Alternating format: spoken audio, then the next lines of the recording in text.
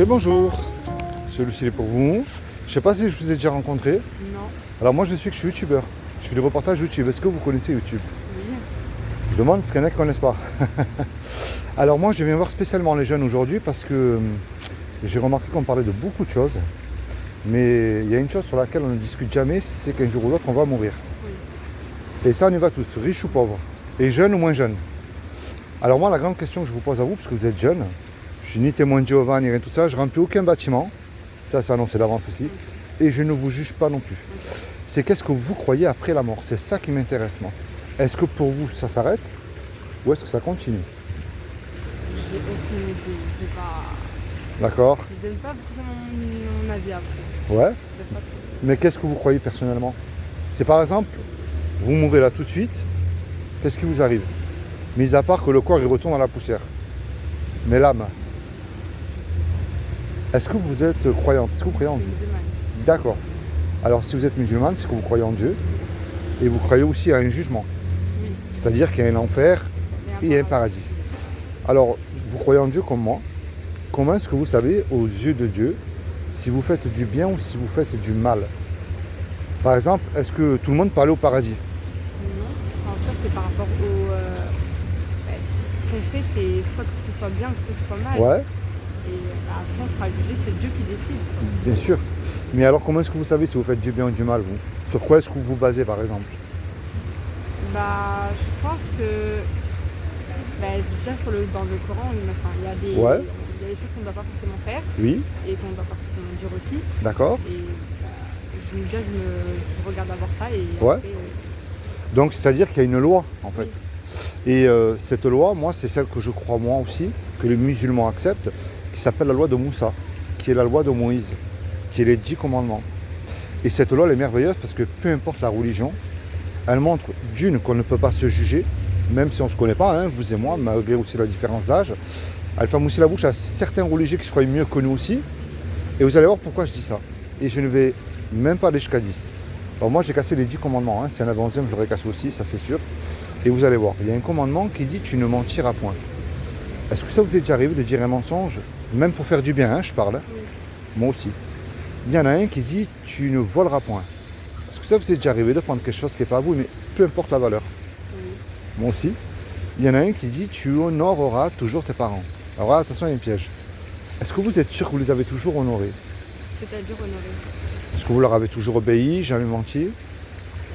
On est jeunes. Difficile. Et oui, je sais, je comprends. Il y en a un qui dit tu mettras toujours Dieu en premier dans ton cœur. Alors vous êtes croyante, mais moi j'ai remarqué qu'un incroyant ou même une croyante, homme ou femme, hein, je parle, hein, le met en premier quand tout va mal. Là, il est notre Dieu. Non, comme quand tout va bien aussi. Ouais, exactement. Par exemple, si vous vivez aujourd'hui, ben, c'est une grâce aussi. On est d'accord? Et un dernier, il y a un commandement qui dit tu ne commettras point d'adultère. Mais Jésus a dit quiconque a regardé un homme ou une femme avec de la convoitise, on est tous morts, hein, on l'a déjà fait au moins une fois aussi. Regarder un homme ou une femme avec un désir charnel. Pas forcément. Alors, on va rester sur la loi pour l'instant. Si Dieu est juste, parce que Dieu est amour, riche en miséricorde et en bonté, je ne néglige pas ça. Mais s'il est amour et qu'il est Dieu, il est obligé d'appliquer sa justice parce qu'il n'est pas Dieu sinon.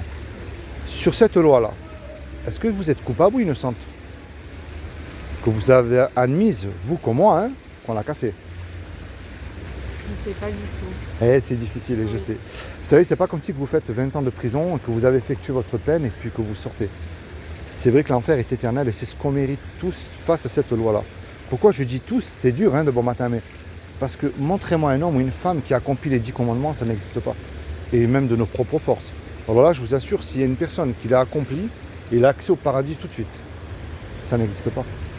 Maintenant, ça c'est, en fait, si vous préférez, c'est le diagnostic, c'est la mauvaise nouvelle. Mais il y a quand même une bonne nouvelle, c'est ça que je vous amène de bon matin, moi.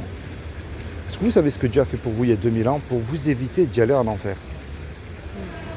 Malgré que, il faut dire la vérité, c'est le péché, en fait, qui nous éloigne de Dieu, puis qui nous y envoie aussi en enfer. Alors moi, je vais vous expliquer ce que je crois, moi. Pour moi, Dieu n'a pas de mère. Je vous rassure aussi. Je sais que les musulmans, ils ont un problème avec le mot fils de Dieu. Alors, vous allez voir. Quand on voit un arabe, on voit tout de suite à travers lui le désert, les palmiers. On les appelle, c'est pour ça qu'on appelle un arabe ou une arabe les fils ou les filles du désert. Mais le désert, est-ce qu'il peut avoir un enfant?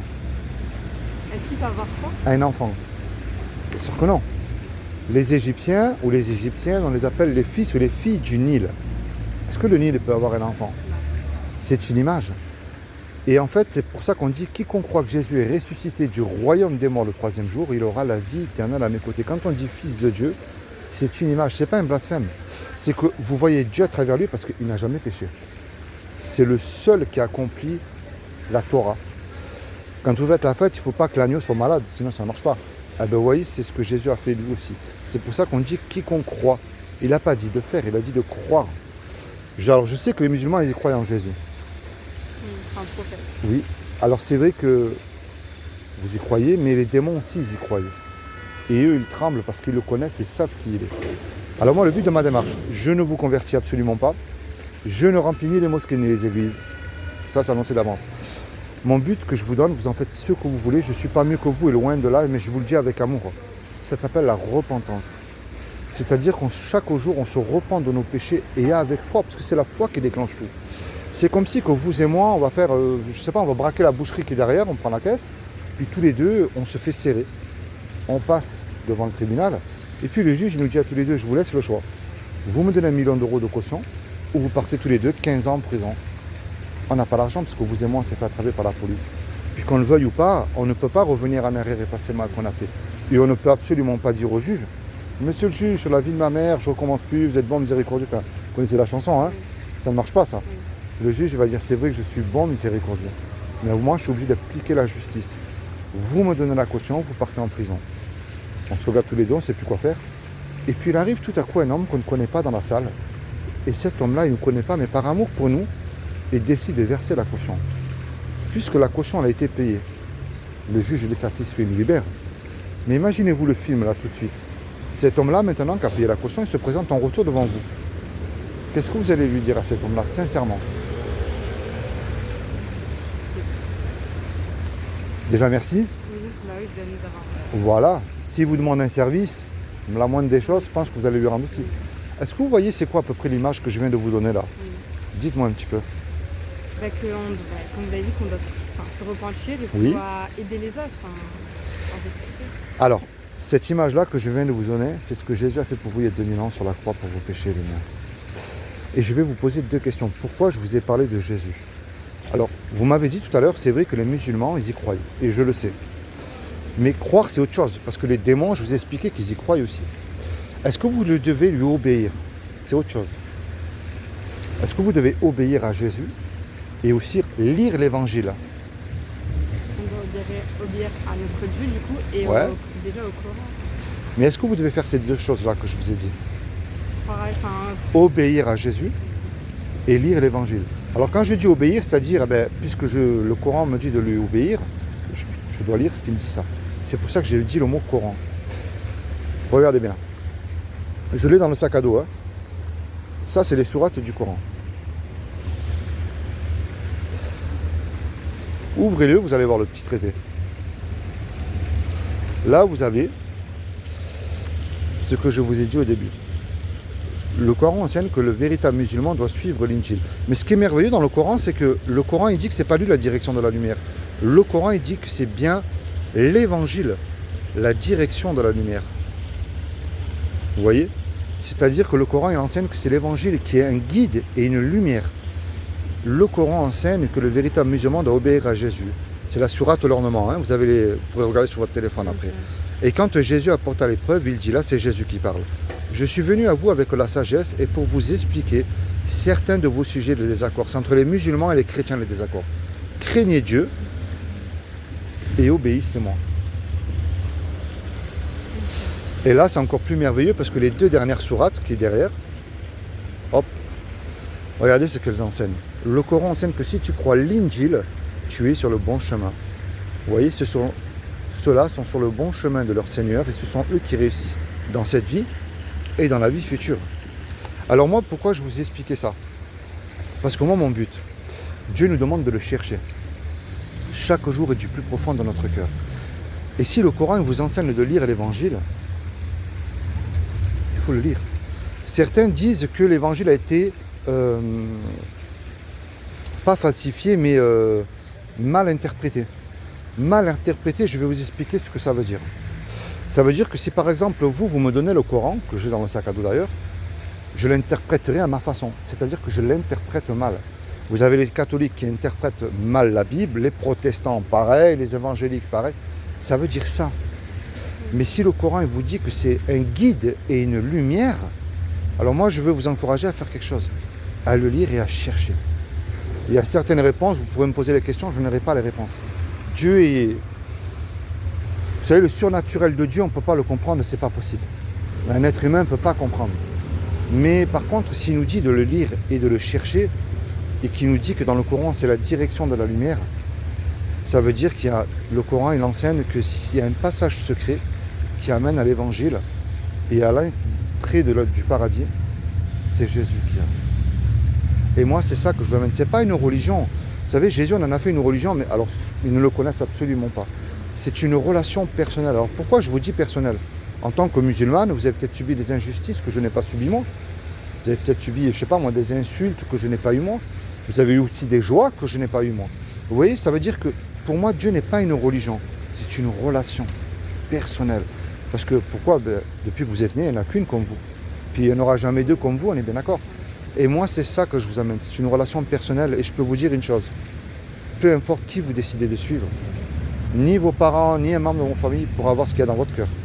Sauf Dieu lui seul. Et moi, c'est ça que je vous amène. Est-ce que vous avez déjà lu l'évangile? Non. Si je vous fais le cadeau de l'évangile, vous le prenez? C'est gratuit? Je pense pas. Je vais Ouais. vraiment que finir sur le Coran. Il n'y a pas de souci. Je vous laisse quand même un souvenir de moi. Jésus. Et ça En sera ma introduction. dernière question et puis je vous laisse tranquille. Au Au milieu, c'est un évangile de Jean qui est un des 66 livres de la Bible. Comme ça, vous aurez vos réponses. Pourquoi on dit Jésus, fils de Dieu? Et puis, dans les dernières pages, c'est à mettre en pratique avec Dieu toute seule. Vous voyez.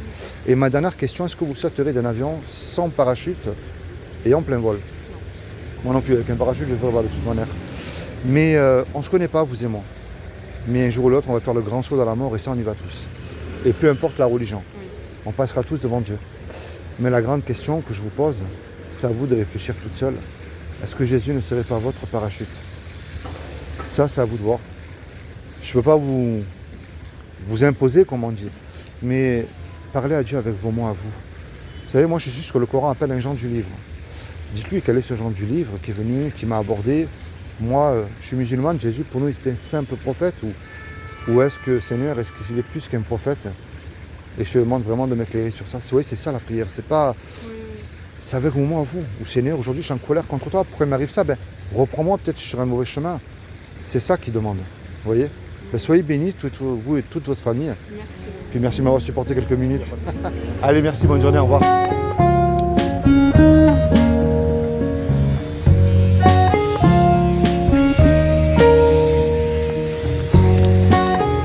Et bonjour, un petit peu à lire, très bonne journée, hop là.